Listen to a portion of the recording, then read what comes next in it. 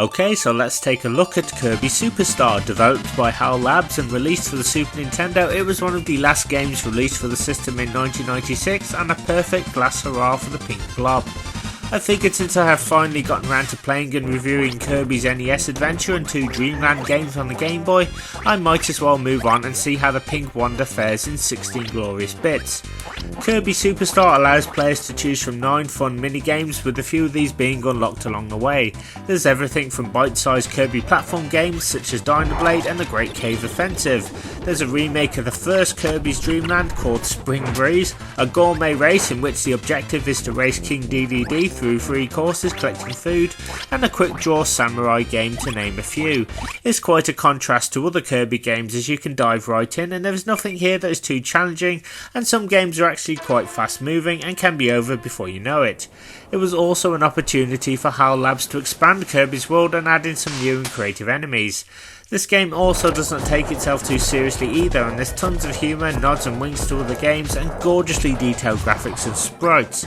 Also, some games allow Kirby to once again copy his enemies' abilities once he has swallowed them up, and as usual there are a mixture of old favourites such as the sword, cutter and fire beam, and some new ones introduced which include ninja, bird and needle.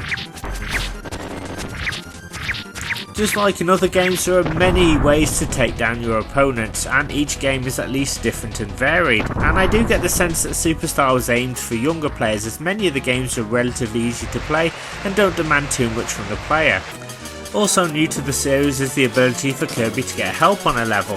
Once he has an ability, pressing A allows the CPU player to help him in taking out enemies and bosses, which was a refreshing change of pace, and this can be done as many times as you like. So let's take a brief look at these games and see how they play.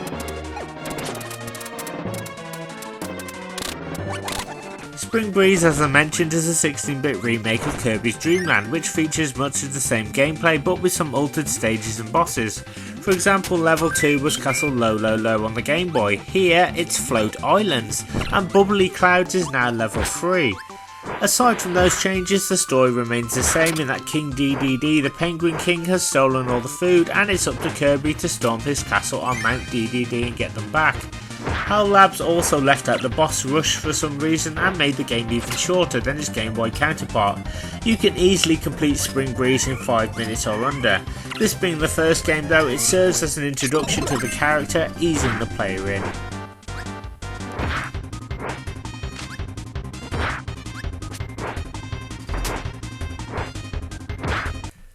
Gourmet Race has Kirby compete and race with Dedede through 3 checkpoints, as both try and gather as much food as possible along the way, and must try and get to the finish line first.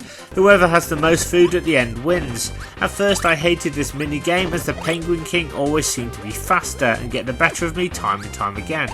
Still, with some perseverance I learned not to linger too much and take advantage of Dedede's mistakes. Once I started getting good, my score increased and finally I was able to win. You can play the full 3 courses, or you can compete in a time trial where you race through the 3 stages on your own trying to get a good time.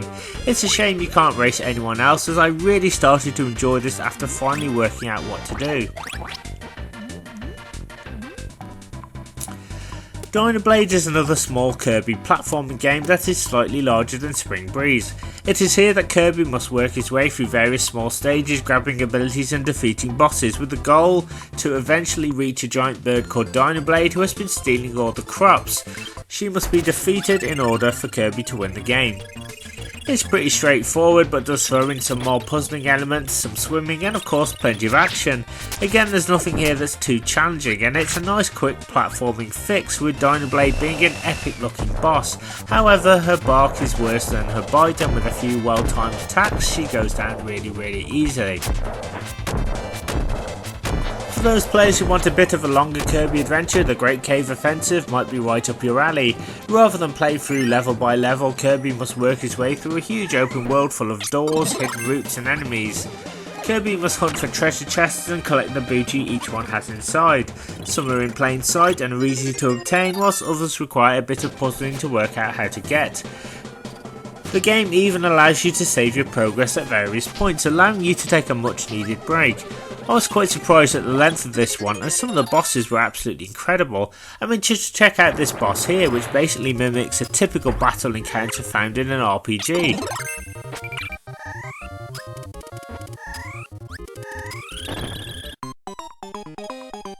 The Great Cave Offensive is, as it states, fun and will definitely keep you occupied for a while.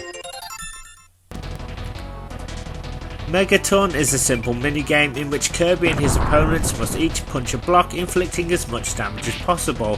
Whoever does the most damage wins. It's very short and easy with only 3 opponents. Still, it's amusing when you inflict a very high amount of damage. You see cracks appearing on Kirby's planet. I mean, who knew this little guy was that strong?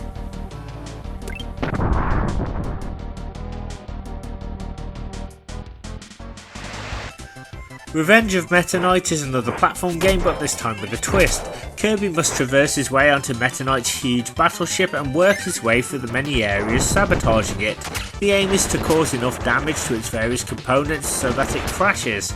As progress is made, little text boxes appear at the bottom of the screen, where you see the enemies and Meta Knight conversing with each other about what to do and how they plan to attack Kirby. It made me laugh reading these, especially when Kirby was going through the air ducts.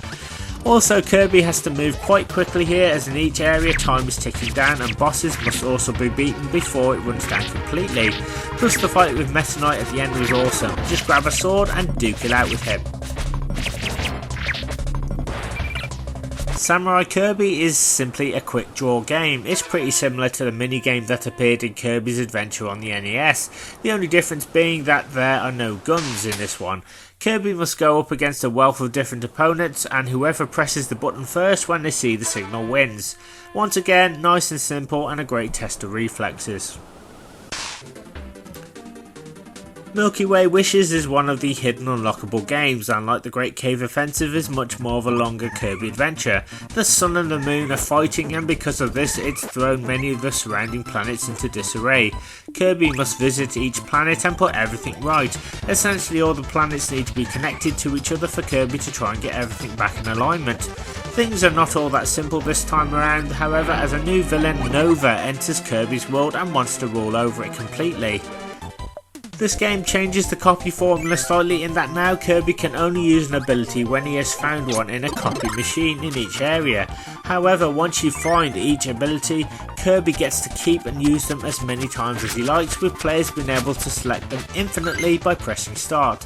This, in my opinion, is the hardest out of all the games on this cart, but was absolutely amazing and epic to play.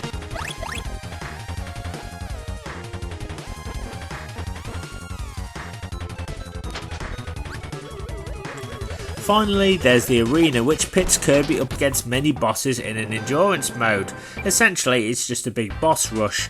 Before and in between each fight, Kirby can select which ability he would like to use, and must also try and watch his energy levels, which when depleted can only be restored a handful of times. There are a limited number of tomatoes that will do this, but the idea is to beat as many bosses as you can without resorting to them too much, as they don't respawn, so the arena really forces the player to learn the attack patterns of the bosses and play a lot smarter. Although it's a boss rush essentially, it does require some strategy and forward thinking.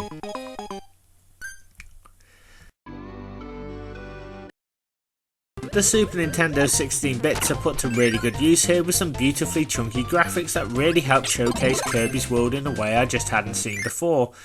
Just like in Kirby's Adventure, it feels like this magical, colourful storybook in which players can select their own adventures. Plus, each game, despite varying in length, manages to captivate, which also puts the Super Nintendo's Mode 7 capabilities to good use with some of the bosses. Plus, there are a ton of in-game effects which just don't look like they have aged a day. Once again, Hal Labs stick to the Kirby formula as much as possible, but have expanded upon it at the same time. The only other game that I feel looks this good, if not better, is Yoshi's Island.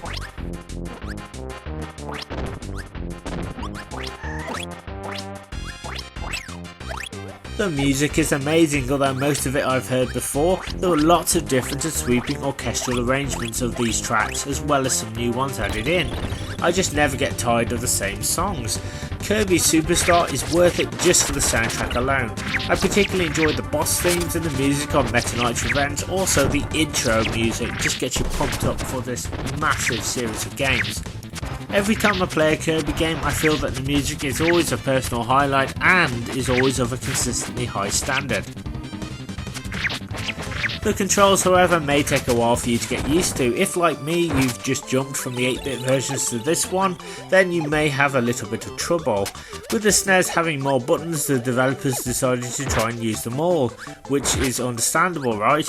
While some choices were innovative, with Kirby being able to have a wider range of movement and attacks, some choices were just a little questionable in my opinion. I mean, in order to make Kirby fly, you have to press B. Now, I'm a traditionalist and prefer the old method of just pressing up. Because of the changes, it took me a while to get used to this new method. Also, I would sometimes press L and R, which makes Kirby stand still, and this would cause me death, or I would lose more time against dedede in Gourmet Race. I really don't understand why Kirby moves way too slowly in this game compared to his 8-bit adventures. It can feel like a bit of a slog, and I don't know why they just didn't give him the same speed as he had before. It doesn't make Superstars unplayable, but does feel a little awkward and clunky at times. In conclusion, Kirby Superstar is a fantastic final Kirby game for the 16-bit Snes. Its simple pick up and play mechanic means you can dip in and out of whichever game you want to play very quickly. As I mentioned, it's perfect for younger players or those who want a little more of a refined Kirby challenge. Each of these games, although get a little more complex, are however fun, loaded with humour and just a really good time. It's definitely worth playing today if you want something which alters the Kirby formula and does something innovative with it. Okay, I just want to say thank you very much for watching my video, take care and I'll see you next time.